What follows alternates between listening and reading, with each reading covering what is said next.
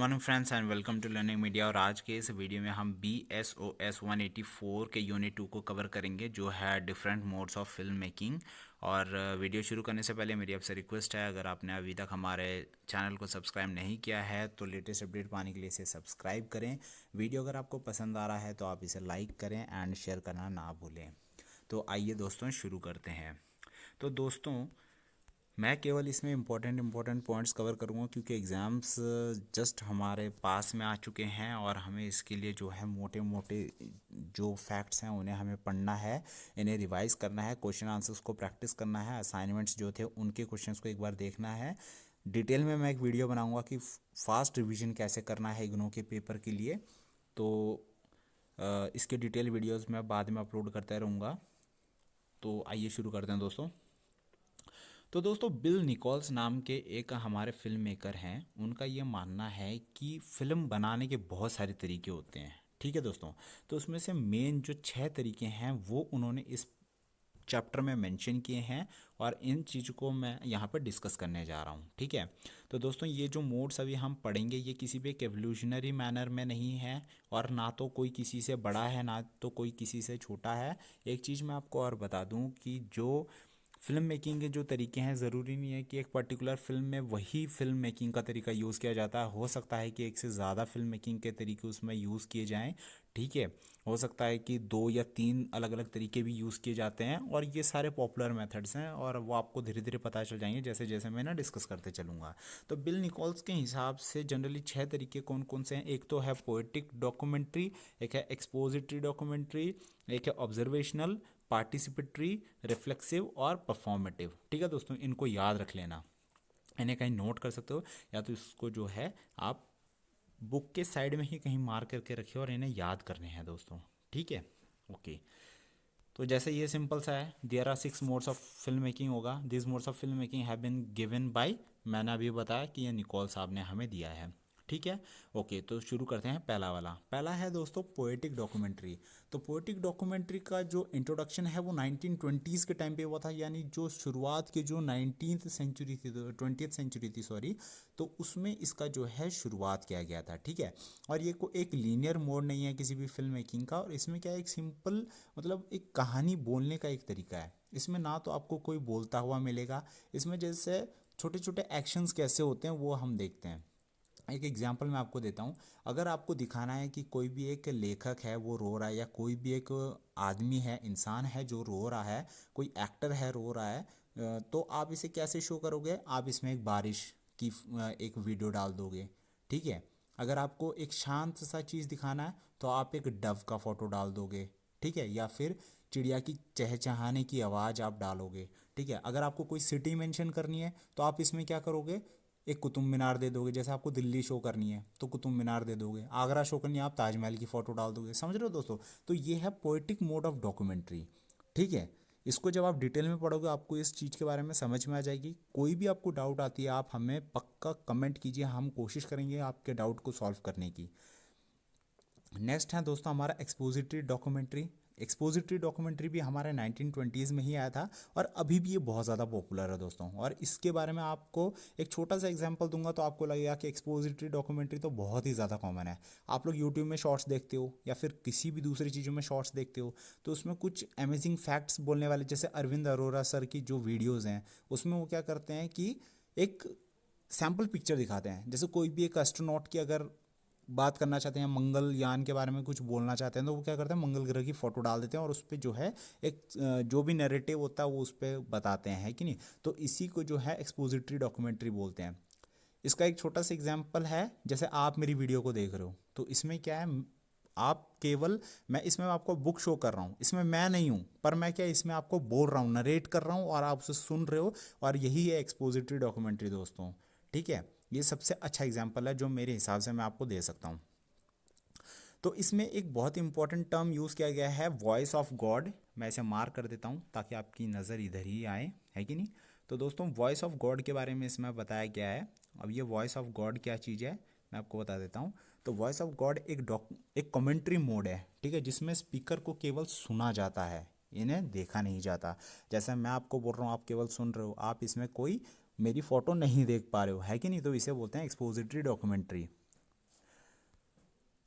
इसके दिए हुए जो क्वेश्चंस हैं इसके आंसर्स आपको चाहिए प्रोग्रेस में ही मिल जाएंगे। ठीक है, इसमें आप एक बार पढ़ें, रिवाइज करें, फिर आप चाहे तो सेल्फ इसके आंसर्स देने की कोशिश करें। और दोस्तों जैसे ही एग्ज़ाम होता है तो मैं आपको एग्ज़ाम्स के आंसर्स भी प्रोवाइड करूंगा, पर इसके लिए आपको हमारे चैनल को सब्सक्राइब करना होगा जिससे आपको लेटेस्ट वीडियोस इजीली मिल जाएं। नेक्स्ट है दोस्तों हमारा ऑब्जर्वेशनल डॉक्यूमेंट्री। अब ये क्या है?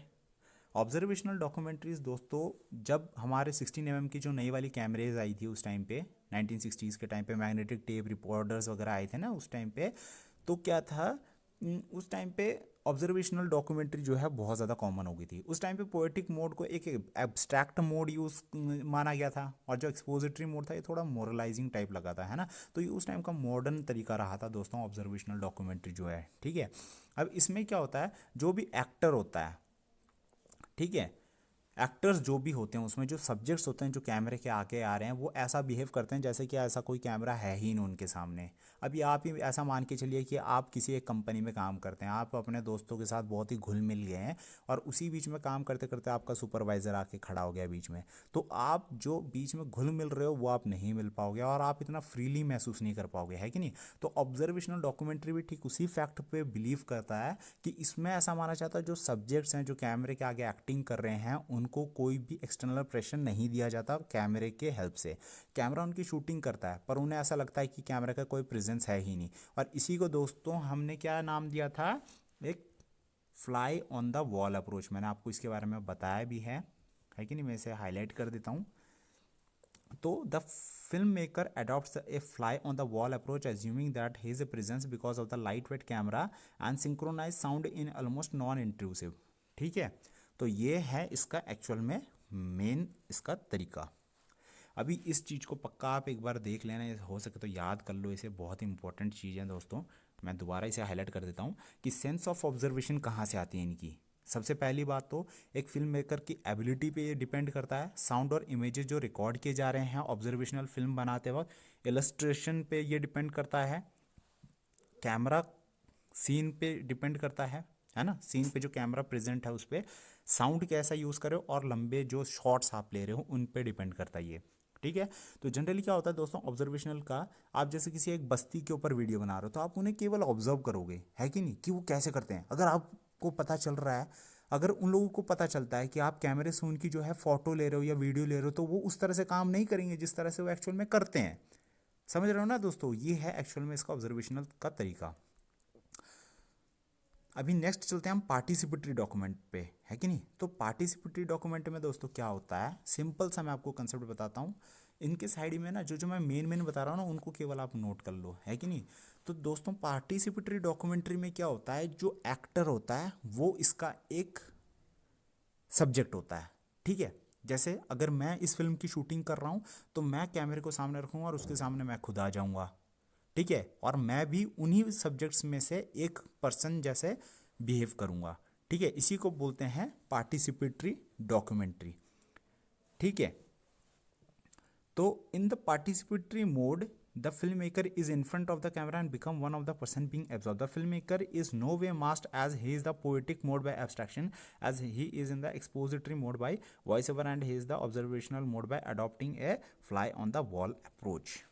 ठीक है, इस चीज़ को आप इसमें हाईलाइट करें, इसे याद कर लें। इसमें भी वही है, the cinema and the cinema verity movements of the truthful camera adopted this style of the filmmaking. This style of filmmaking is attributed to Jean Roche and inspired by Verto and Robert Flaherty। ठीक है, इसको भी highlight कर देता हूँ, important है दोस्तों। एक बार इसे पढ़ लेंगे तो आपको समझ में आ जाएगा दोस्तों। उसके बाद हम चलते हैं रिफ्लेक्सिव डॉक्यूमेंट्री में। तो ये जो फिल्म मेकिंग का एक स्टाइल है, इसमें क्या होता है दोस्तों, ये क्या करता है, जैसे आप कोई भी एक वीडियो बना रहे हो, है ना, तो लोग क्या करते हैं, केवल आपके वीडियो को देखते हैं। जो आप फिल्म बनाते हो, फिल्म में आप अगर अपने दर्शकों को रुलाना चाहते हो तो आप एक्टर्स के अंदर एक ट्रैजिक सीन क्रिएट करते हो, है कि नहीं, और लोग उसके ऊपर जो है बिलीव करने लग जाते हैं, और कुछ तो बहुत ज़्यादा इमोशनल हो जाता है। आपने सिनेमा हॉल वगैरह में भी देखा होगा, है कि नहीं। तो इसी को दोस्तों बोलते हैं रिफ्लेक्सिव डॉक्यूमेंट्री। इसमें क्या होता है कि जैसे जैसे बंदा मतलब जो जो एक्टर होता है, जो फिल्म मेकर होता है, ठीक है, इनके बीच में एक रिलेशनशिप एस्टैब्लिश होती है। और इसमें क्या होता है दोस्तों कि उनके बीच में इस तरह से रिलेशन होती है कि जो फिल्म का जो फिल्म मेकर है वो हर चीज़ मतलब बताना चाहता है कि एक्चुअल में वो चीज़ें हुई कैसी हैं, ठीक है, कौन कौन सी चीज़ें हैं जिसकी वजह से वो रिस्पॉन्सिबल है। मतलब वो हर चीज़ वो आउटकम में लाना चाहता है कि कौन कौन से मेथड्स हैं जो इसमें यूज़ किए जाते हैं। एक जैसे कोई भी प्रॉब्लम है तो प्रॉब्लम आ कहाँ से रही है, उसका जो बेसिस है क्या है, सोर्सेस क्या है, हर चीज़ को वो जो है एक्सपोज करने की कोशिश करता है रिफ्लेक्सिव डॉक्यूमेंट्री के थ्रू, ठीक है। उसके बाद दोस्तों हमारा आता है परफॉर्मेटिव मोड। परफॉर्मेटिव मोड और जो हमारे पुराने जो मोड्स हैं इसमें ज़्यादा कुछ डिफरेंस है नहीं, पर इनके बीच में आप कंफ्यूज ना हो। अभी परफॉर्मेटिव मोड में दोस्तों क्या होता है कि आपको इसमें पता चलना चाहिए कि एक्चुअली जो एक्टर है उसके साथ क्या हुआ है। जैसे मान लीजिए कोई भी एक इंसान है जो भोपाल गैस ट्रेजिडी में रह चुका है, या फिर वर्ल्ड वॉर 2 में या 1 में किसी ने पार्टिसिपेट किया और वो बच गया हो, या फिर है ना 9/11 अटैक में या किसी भी अटैक में, या कोई भी एक पर्टिकुलर इंसिडेंट वगैरह में, या कोई अपना पर्सनल एक्सपीरियंस अगर इनमें शो करना चाहता है कैमरे के सामने आके, तो उसी को हम बोलते हैं परफॉर्मेटिव मोड। इसमें कुछ ज़्यादा कुछ टफ है नहीं।